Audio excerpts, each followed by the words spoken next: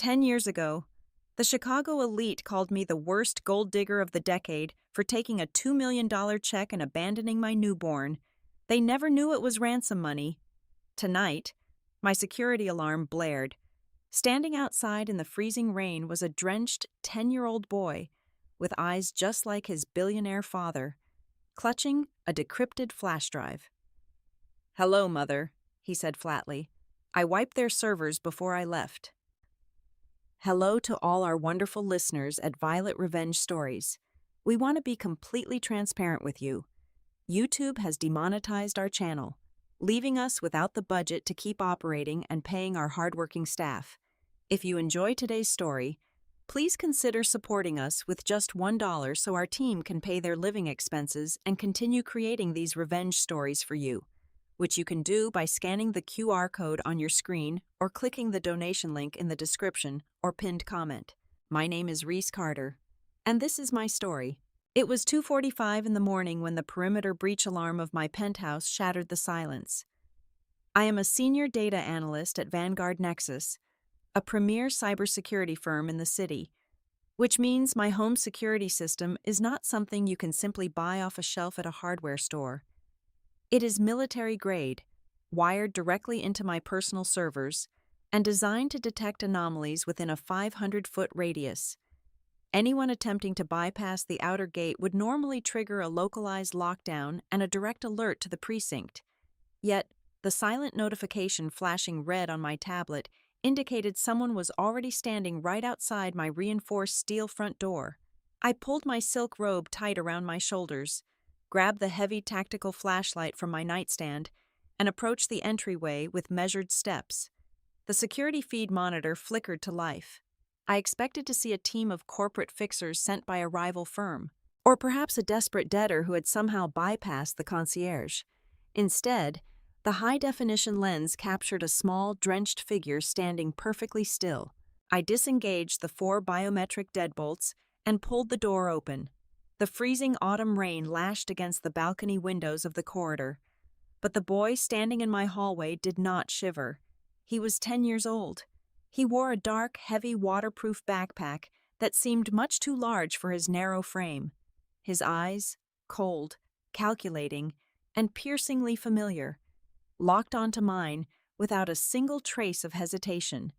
They were the exact same shade of steel gray as Rhett Ashford's. My breath hitched sharply in my throat, a sudden physical pain striking my chest, but I forced my facial expression to remain entirely blank. He did not cry. He did not ask for a warm towel or a hug.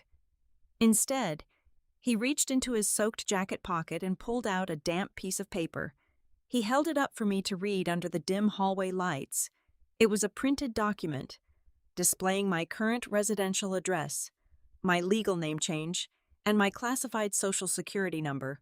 "I found your location through a leaked offshore tax registry from 3 years ago," Leo said, his voice entirely devoid of the waver you would naturally expect from a child wandering the city in the middle of a torrential storm.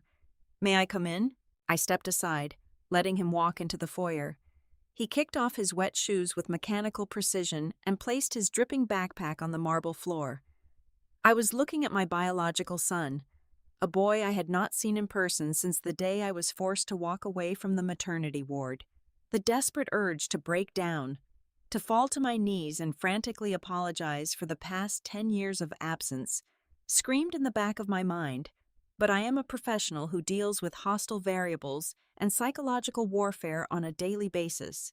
I shoved the turbulent emotion down, locking it securely behind a mental firewall of sheer willpower. "How did you get here?" I asked, keeping my tone carefully neutral and professional. "I took the Green Line subway from the Ashford estate," Leo replied, walking past me into the living room and inspecting the minimalist furniture with a critical eye. "I left after I realized they were finalizing the legal paperwork to send me away. They are packing me off to a strict boarding school in Switzerland. It is a legal exile to clear the path for the new baby they are expecting. I decided I did not want to go." I walked into the kitchen, my analytical mind racing through 100 different immediate threat assessments. I made a cup of hot cocoa, sliding it across the granite island counter toward him. He took it, wrapping his small, pale hands around the ceramic mug, taking a slow, calculated sip. While he drank, I pulled up my Vanguard Nexus remote terminal on my laptop.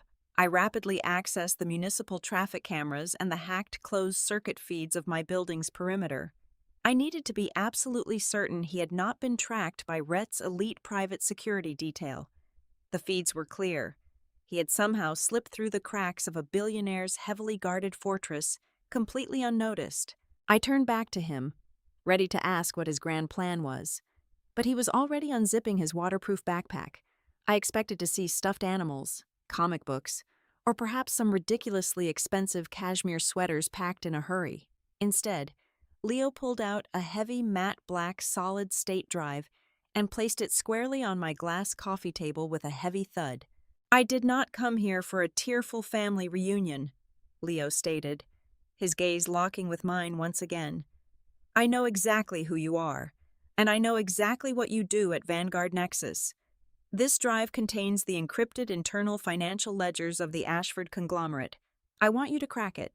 I stared at the black device, then looked back at the small boy sitting on my couch. "And why would I do that?" "Because if you do not," he said, leaning forward slightly, his voice dropping to a serious whisper, "I will pick up your landline, dial 911, and tell the police that you kidnapped me from my bedroom. The media would absolutely love the narrative of the bitter gold-digging ex-wife returning to steal the billionaire heir. You would be in federal custody by sunrise, and your career would be over." A cold chill washed over my skin, immediately followed by a strange, dark sense of pride that I could not suppress. This child had not been raised with bedtime stories and warm cookies. He had been raised in a treacherous snake pit of corporate espionage, backstabbing, and aristocratic ruthlessness. He had learned to survive by analyzing leverage and weaponizing it against adults. He was playing a high-stakes game of chess, and he had just boldly positioned his first pawn on my board. "You can take the leather sofa in the living room," I told him, picking up the heavy hard drive. "There are clean blankets in the hall closet. Get some sleep." He nodded once, a strictly business acknowledgement, and moved toward the couch.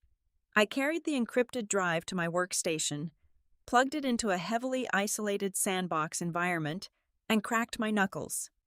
The storm continued to batter the glass windows of my apartment as I began writing the complex decryption scripts, fully prepared to stay awake all night to see exactly what kind of monster my 10-year-old son had managed to slay.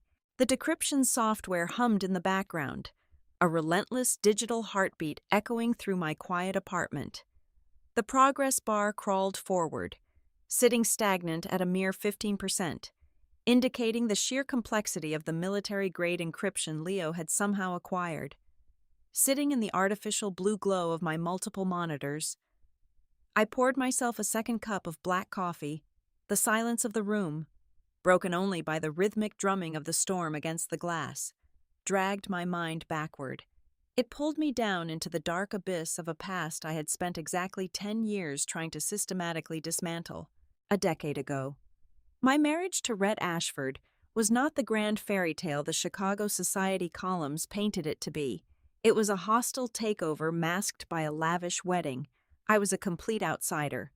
A girl from a working-class background who had naively believed in the illusion of genuine love. But the Ashford family did not deal in love. They dealt in assets, liabilities, and leverage. And when I became pregnant with the sole heir, I transitioned from a temporary amusement to a permanent liability. That was when Chloe Vance stepped into the picture to claim her territory. Chloe was everything I was not. She was born into the elite, carrying a legacy of old money, impeccable pedigree, and ruthless ambition. She did not just want my husband. She wanted the total and utter annihilation of my existence to ensure her position was completely secure.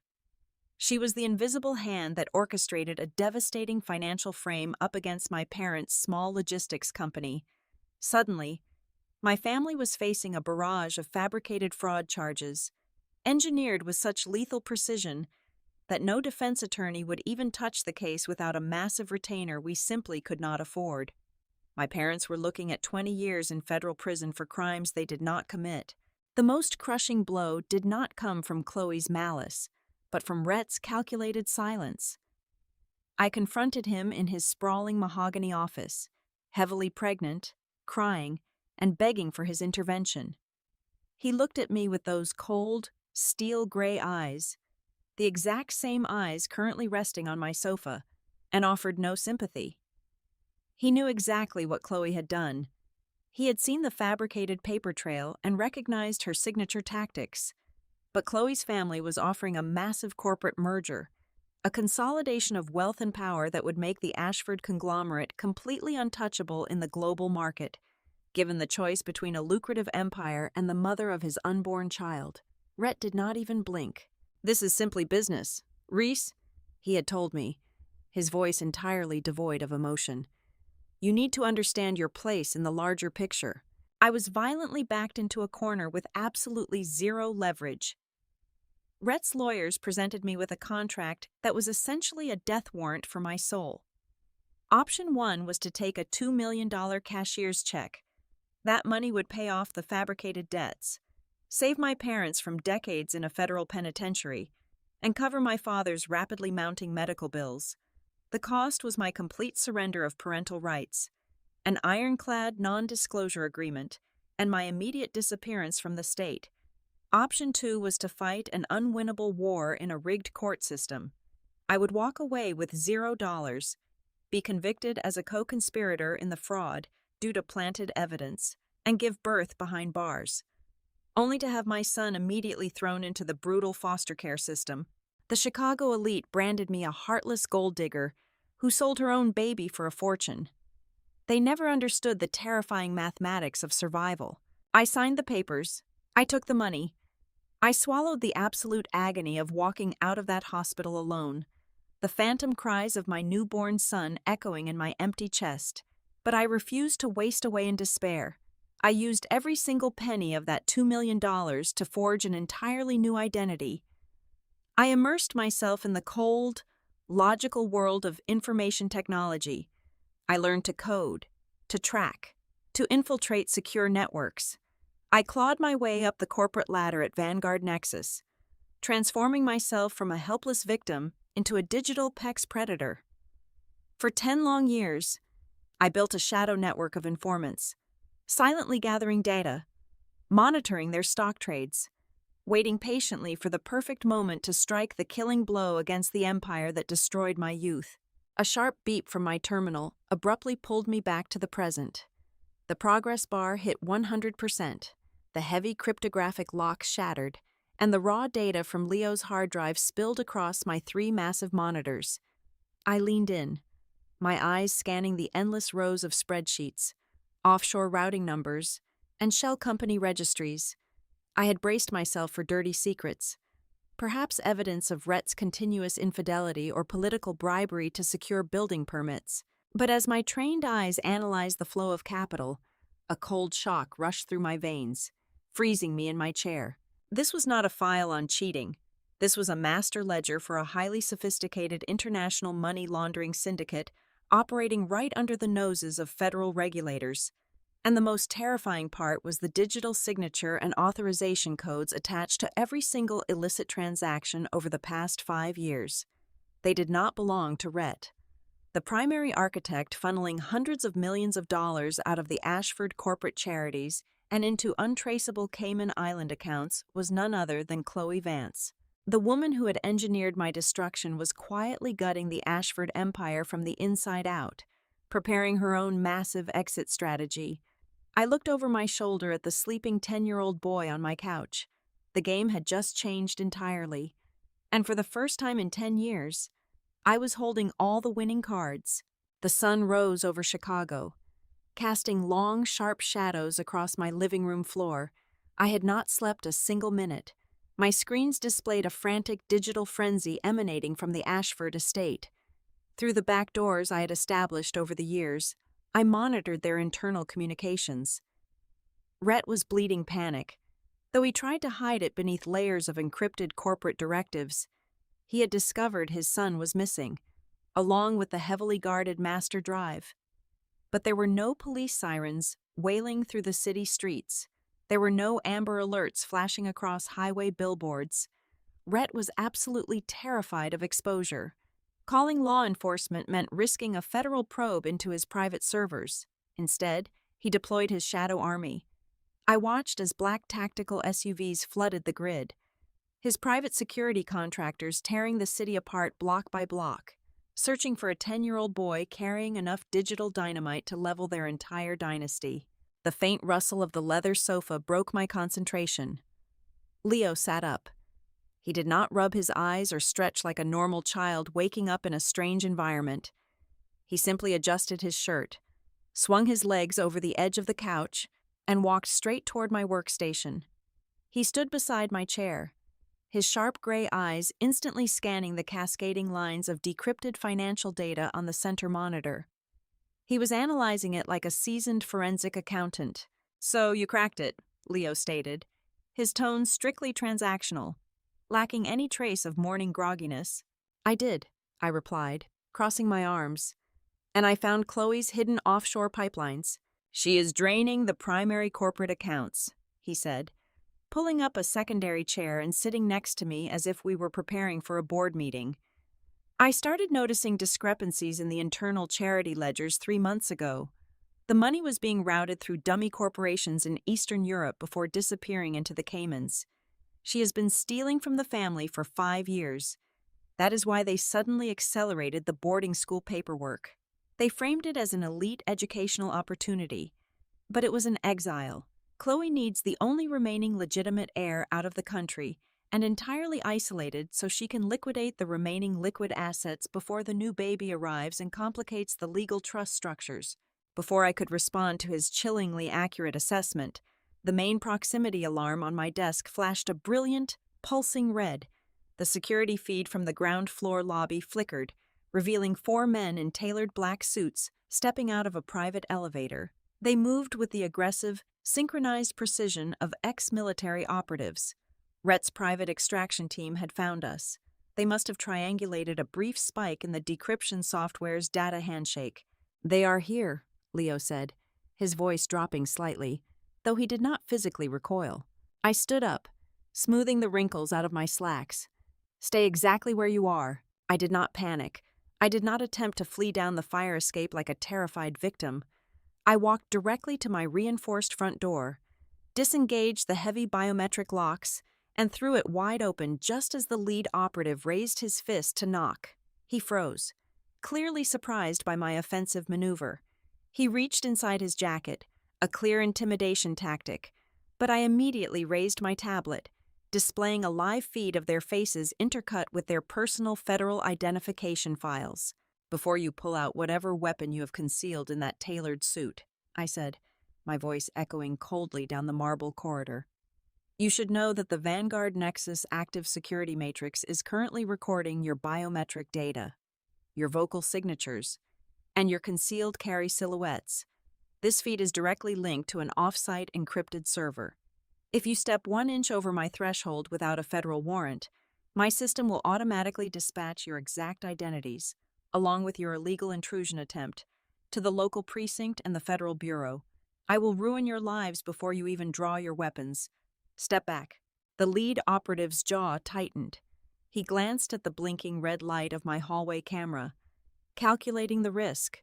Slowly, he let his hand drop from his jacket and took 1 deliberate step backward. At that exact moment, the sleek encrypted smartphone in his breast pocket began to vibrate. He pulled it out, stared at the screen, and wordlessly handed the device to me. I took the phone. I knew exactly who was on the other end. "Reese!" Rhett's voice oozed through the speaker, dripping with the same arrogant, condescending authority he had used 10 years ago to banish me from the city. He sounded completely in control, projecting an aura of untouchable power, despite the fact that his empire was currently hanging by a thread. "I see you have found my son. You always were resourceful. Let us skip the dramatic theatrics and handle this like rational adults. I am prepared to offer you a new contract, $10 million, completely untaxed, wired directly to an account of your choosing within the hour. In exchange, my security team will escort Leo and that piece of hardware back to the estate. You get a massive payday, and you get to walk away unharmed. It is a very generous offer. I did not put the phone to my ear. I held it perfectly flat in the palm of my hand and tapped the speakerphone icon. I turned my head slightly, looking back into the living room. Leo was standing perfectly still in the center of the room, listening to every single word his father had just said. I watched the last remaining shard of childhood innocence shatter behind the boy's eyes. The crushing silence that filled the apartment was heavier than gravity. Rhett was not calling out of paternal panic. He was not asking if his son was safe or terrified or cold. He was negotiating the purchase of stolen property, tossing his own flesh and blood onto the negotiation table with a price tag attached. The absolute betrayal registered on Leo's face. Cold, quiet, and profoundly devastating. "Your money is worthless here, Rhett," I answered, my voice steady and completely void of fear. "There is no contract this time. You do not get to buy your way out of this." "You are making a catastrophic mistake," Rhett hissed, the polite veneer cracking instantly. "I will destroy you." "You already tried that," I replied, and ended the call. I tossed the expensive phone right at the chest of the lead operative. "Get off my floor." I slammed the heavy steel door shut and locked it down. I walked back to my desk, ignoring the men retreating on the security feed. I picked up my secure line, bypassed the standard routing protocols, and dialed a direct, unlisted number in Washington. It belonged to a senior federal agent in the Economic Crimes Division, a man whose career I had helped elevate by feeding him untraceable corporate leaks over the past 3 years. "Agent Miller," I said when the line clicked open, "clear your schedule. I am sending you a verified data packet that is going to dismantle the Ashford conglomerate by tomorrow morning." By 2 o'clock in the afternoon, the strategy of brute force had officially collapsed, entirely replaced by the suffocating theater of diplomatic warfare. Realizing that private security contractors could not breach the Vanguard Nexus protocols, Rhett and Chloe opted for a full frontal corporate assault. They arrived at the gleaming glass tower of my headquarters flanked by 3 high-priced attorneys, demanding an immediate emergency family negotiation. I obliged them. I secured our primary executive boardroom on the 35th floor, a sterile, soundproofed glass box suspended above the Chicago skyline, designed specifically for hostile corporate takeovers and lethal interrogations. I sat at the head of the long, polished oak table, flanked by my own corporate legal counsel and 2 senior partners from the firm. The heavy oak doors swung open, and the opposition entered. Chloe Vance was a masterclass in calculated vulnerability. She wore a subdued, conservative beige suit, a stark contrast to her usual aggressive high fashion, and she clutched a designer tissue in her trembling hands, as if her life depended on it. As soon as she took the leather chair across from me, the theatrical waterworks began. She was playing to the audience, putting on a desperate, agonizing show for my lawyers and the Vanguard executives observing the room. "How could you do this to us?" Chloe sobbed, dabbing at her perfectly dry eyes with the silk tissue. "Sneaking into our home in the middle of a storm, manipulating a traumatized, confused little boy. You are brainwashing him against the only loving family he has ever known. He is just a child. You are using him to exact some twisted, ancient revenge because you could not handle the fact that our marriage survived while yours failed. Please, just give my son back." The sheer audacity of her claiming ownership of the child she was actively trying to deport to a foreign country was almost impressive.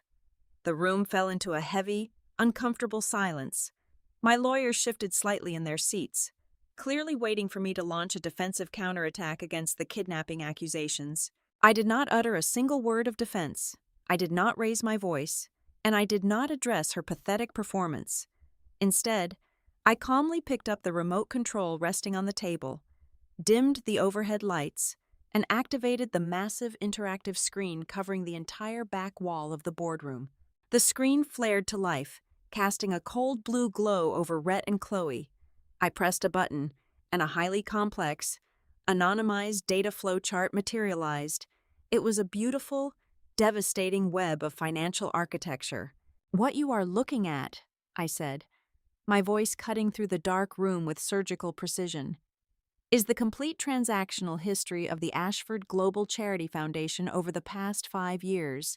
Specifically, you are looking at a shadow pipeline routing capital through shell corporations in Eastern Europe. I tap the screen, highlighting a massive cluster of red lines converging on a single offshore point. $342 million, I stated flatly, ensuring every single syllable echoed against the glass walls. That is the exact amount of money systematically drained from the philanthropic trusts and funneled directly into 3 private, heavily shielded accounts in the Cayman Islands. Accounts that require a very specific biometric authorization matrix to access. Chloe stopped pretending to cry. Her face drained of all color, transforming into a mask of pure, unadulterated panic. The designer tissue slipped from her fingers, fluttering silently to the carpet. I turned my gaze entirely to Rhett. He was staring at the glowing red numbers on the screen, his sharp gray eyes darting frantically across the routing codes. I watched the exact moment the realization hit him. He recognized the specific shell companies. He recognized the timeline. The veins in his neck bulged against his expensive silk tie. The man who prided himself on absolute control realized he had been completely blinded and systematically robbed by the woman sitting right next to him. But Rhett Ashford was a creature of immense, fragile ego. Acknowledging Chloe's betrayal in this room would mean acknowledging his own monumental failure in front of me. The humiliation was a poison he refused to swallow. He violently suppressed the rage directed at his wife and pivoted the entire weight of his fury directly toward me. "You hacked my private servers," Rhett hissed, slamming his palms flat against the oak table and leaning forward, his voice a low, vibrating growl of pure menace. "This is illegally obtained data. It is completely inadmissible, and it is a severe federal crime. I do not care what fairy tale you think you have uncovered. I will make a single phone call to the governor. I will have every state contract Vanguard Nexus holds instantly revoked. I will bury this entire firm under a mountain of litigation so massive you will never see daylight again. And I will personally ensure you spend the next 20 years in a federal penitentiary for corporate espionage." He was desperate, swinging wildly in the dark, trying to use the ghost of his political influence to crush the reality of his situation. The psychological warfare in the room had reached its absolute peak, the air so thick and suffocating it was difficult to breathe. Then, the heavy doors of the boardroom clicked and slowly swung open. The oppressive tension shattered. Everyone turned. Standing in the doorway was Leo.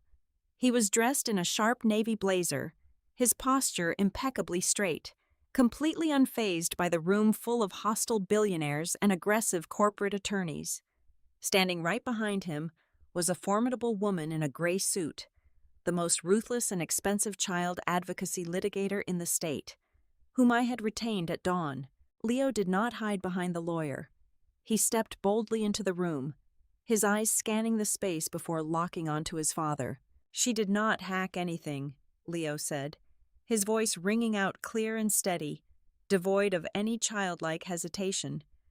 "I downloaded the ledgers. I brought them to her. I am the whistleblower." Rhett's jaw slackened. The threat of political destruction died in his throat. Leo walked forward, pulling a small, neatly folded legal document from his blazer pocket. He did not look at Chloe, who was currently trembling in her chair, paralyzed by the sudden collapse of her entire world. He looked only at Rhett.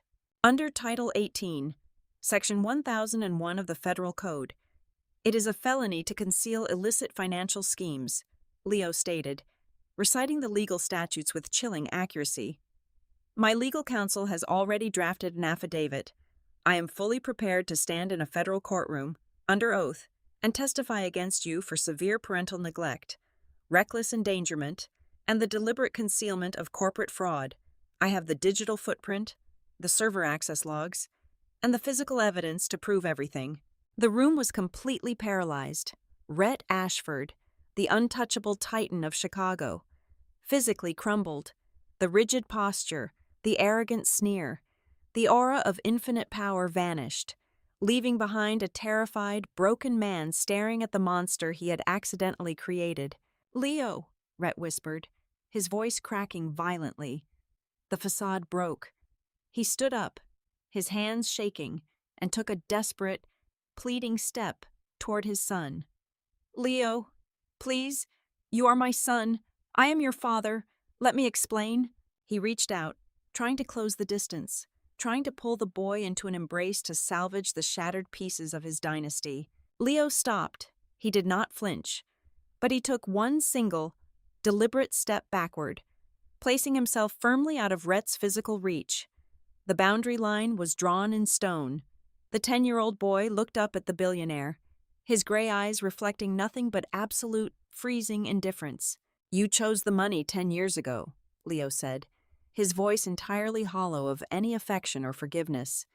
He turned his head slightly, his gaze meeting mine across the room. "My mother chose me today. The game is over." The sheer panic that gripped Chloe Vance was almost comical to witness from a safe distance. She did not return to the sprawling Ashford estate after our disastrous boardroom encounter. Instead, she bolted straight for the private airfield on the outskirts of the city.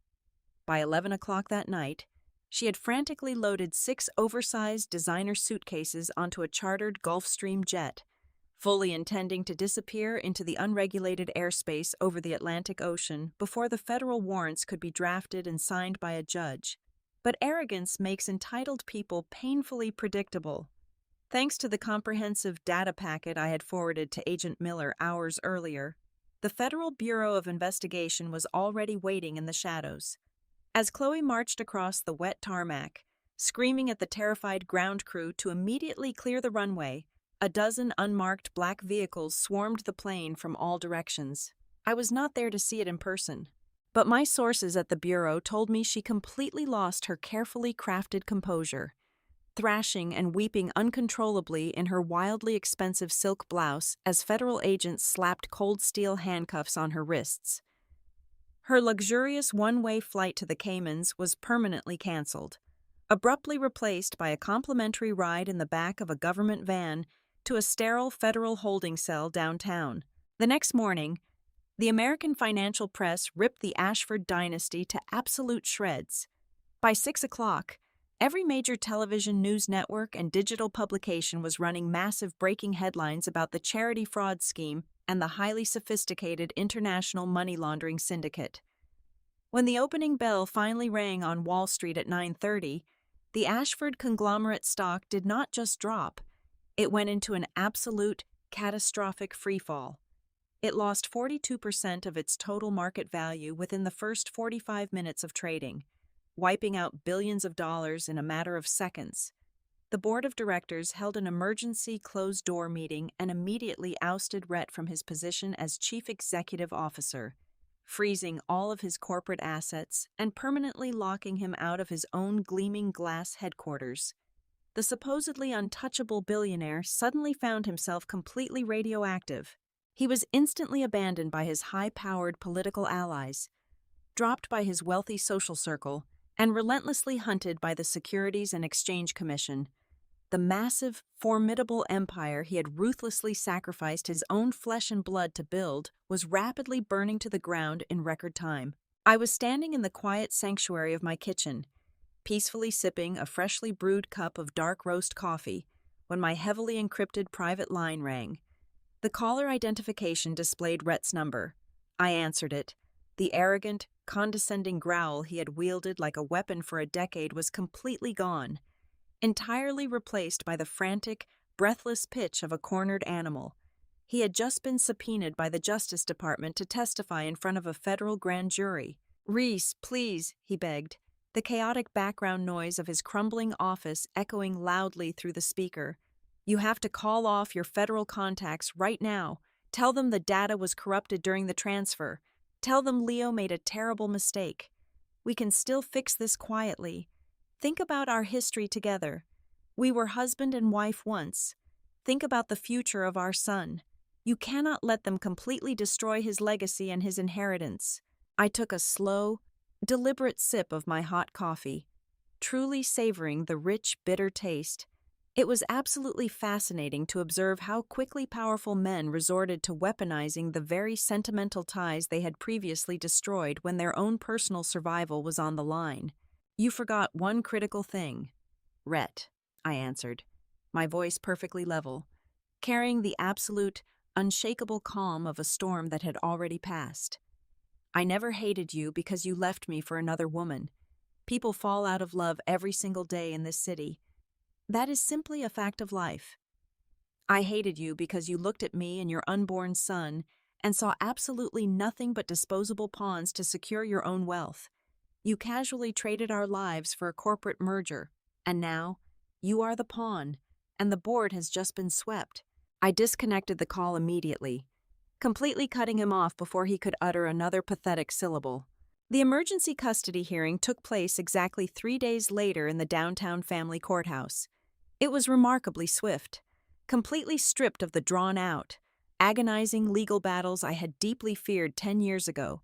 I did not have to exhaust myself fighting for my son. The lead federal prosecutor personally stood in the courtroom, officially submitting my testimony and the decrypted hard drive evidence as absolutely crucial components of an active but high-profile federal criminal investigation. A highly credentialed child psychologist, brought in by the state, presented a legally damning evaluation of the toxic, emotionally abusive environment at the Ashford estate. The family court judge, a stern, no-nonsense woman with zero tolerance for white-collar criminals attempting to use their children as legal shields, did not waste any time deliberating. She slammed her heavy wooden gavel down, permanently terminating Rhett's parental rights and officially granting me sole, absolute legal and physical guardianship of Leo. When we finally walked out of the heavy oak doors of the courtroom, the crisp afternoon air felt exactly like salvation. Rhett was waiting alone in the dim corridor, flanked only by 2 cheap, inexperienced defense attorneys, because his high-powered legal team had completely abandoned ship to protect their own reputations. He looked entirely hollowed out, a ghost of his former self. His expensive custom suit hung loosely on his rapidly shrinking frame, his face pale, exhausted, and unshaven. The invincible Titan of Chicago was dead and buried. He stood there, silently watching me securely hold Leo's hand as we walked past him toward the elevators. "Leo!" Rhett called out, his voice breaking into a pathetic, trembling whisper that echoed pitifully against the cold marble floors. "Leo, please!" My son kept his pace perfectly matched with mine. He stared straight ahead at the exit doors leading out to the bright city streets. He did not slow his steps. He did not hesitate for a fraction of a second. And most importantly, he did not look back. The final blow to the Ashford legacy was delivered quietly in a sterile federal courtroom 3 months later. There were no cameras allowed inside when the judge handed down Rhett's sentence for his role in the deliberate concealment of massive financial fraud and his complicity in international money laundering. The former billionaire was sentenced to exactly 5 years in a minimum security federal penitentiary. The sprawling, historic Ashford estate, the very fortress where I was once treated like disposable trash, was entirely liquidated. It was sold off at a public auction to help satisfy the staggering mountain of restitution debts owed to the defrauded charitable organizations. People in my industry expected me to gloat. They expected me to pop expensive champagne and host a lavish victory party to celebrate the total annihilation of my enemies. I did absolutely none of that. True power does not need an audience. I simply woke up the next morning, drank my dark roast coffee, and went straight back to the office. Vanguard Nexus recognized the sheer tactical precision of how I had navigated the corporate crisis, and they swiftly promoted me to the position of Chief Risk Officer. I had built a highly successful career out of anticipating disasters, but my most important and challenging job was just beginning at home. Healing is never a clean, cinematic process, especially not for a child who had been raised primarily as a corporate asset. Rebuilding a mother and son relationship across a 10-year chasm of forced separation was grueling, exhausting work. There were days of suffocating silence. There were intense, explosive arguments over trivial household rules like curfews and homework schedules.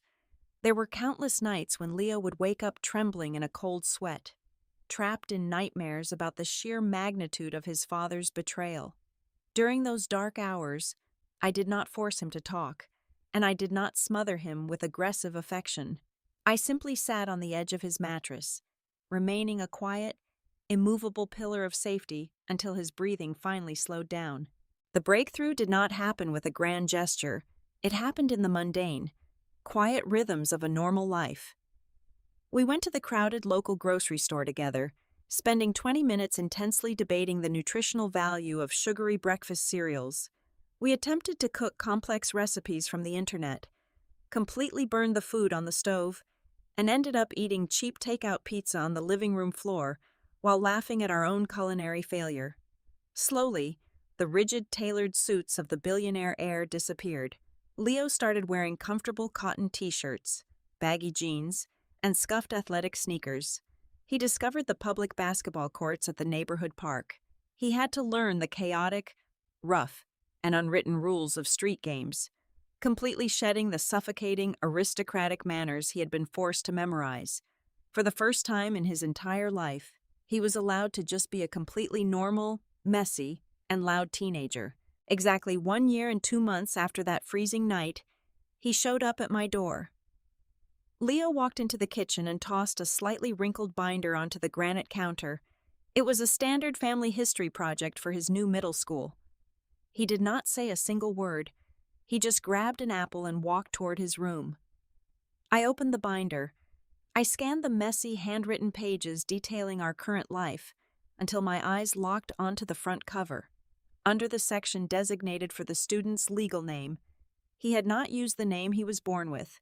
He had taken a thick black marker and permanently crossed out the name Ashford. Written directly above it, in careful, deliberate letters, was the name Leo Carter. A tight, overwhelming knot of emotion seized my throat, but I forced it down into a quiet smile. Later that same afternoon, I stood leaning against the rusty chain-link fence of the community park, holding 2 cold bottles of water. I watched my son sprinting across the sun-baked asphalt court.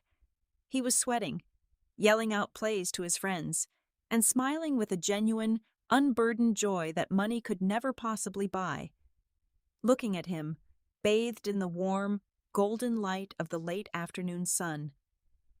The final piece of my traumatic past quietly dissolved. I finally understood the ultimate truth about survival. The most devastating, successful revenge against the people who tried to destroy you is not tearing their empire to the ground. It is walking away from the wreckage and living a brilliantly, wildly happy life completely without them. Thank you so very much for taking the time to listen to my story today. I would love to know, where in the world are you listening from right now? Please share your city or country in the comments below. Also, if you found today's story engaging and worthwhile, we would be incredibly grateful for your support.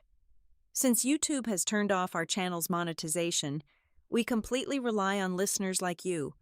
A small contribution of just $1 would make a massive difference. You can easily help us by scanning the QR code on your screen or by clicking the donation link located in the video description or the pinned comment. Your kindness ensures our hardworking staff can feed their families and continue creating these amazing stories for you to enjoy. Thank you from the bottom of my heart, and please take care of yourselves.